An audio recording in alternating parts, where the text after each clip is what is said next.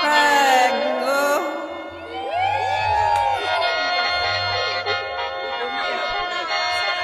สมมาเนอสมมาปอมาแน่นังเนื้อ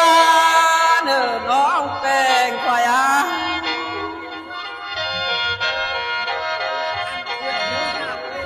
สมมาเนอกูมาเอามาโล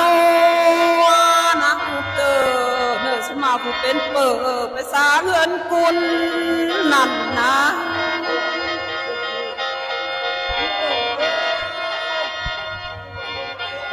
ลา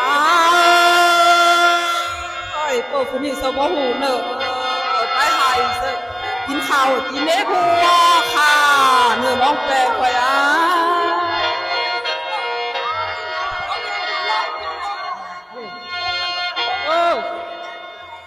พวกคนนี้เสิร์ฟไปให้กินปลาจะให้พวกก็รอนออกไป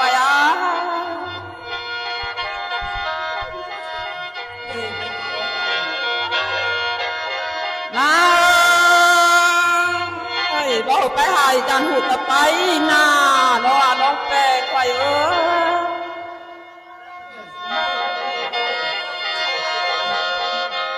นอกควายเสือบอกไปนะจันขอซุ้มซาเข่าบวนว่าน้องแกงควาย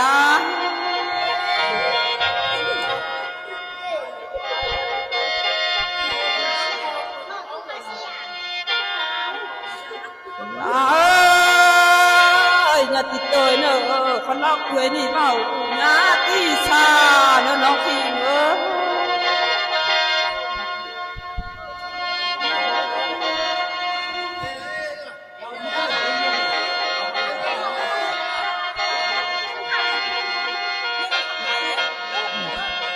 ôi nó khổ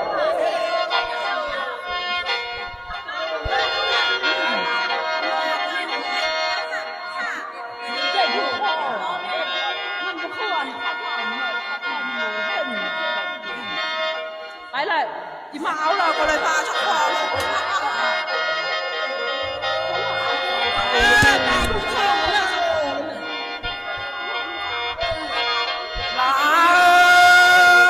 ยคนสุภาพสวยหนาเป็น